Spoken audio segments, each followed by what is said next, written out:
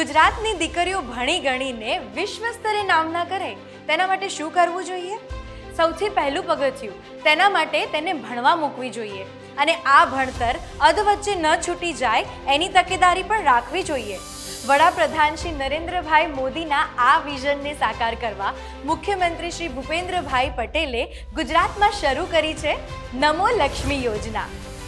ધોરણ 9માં પ્રવેશ મેળવતી ગુજરાતની દરેક દીકરીઓને આ યોજનાનો લાભ મળે છે.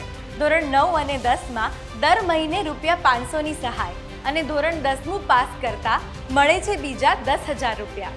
એટલું જ નહીં, 11મા ધોરણમાં આવતા જ 12 ધોરણ સુધી દર મહિને મળવા લાગે છે ₹750 અને 12મું ધોરણ પાસ કરતા મળે છે બીજા 15,000 રૂપિયા. કુલ ₹50,000ની આર્થિક સહાય મળે છે. સરકારી કે ગ્રાન્ટેડ શાળામાં ભણતી દીકરીઓને આ યોજનાનો લાભ મળે છે.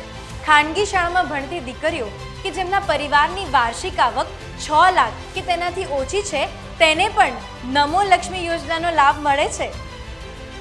વિકસિત ભારત વિકસિત ગુજરાતના ધ્યેય તરફ વધુ એક કદમ.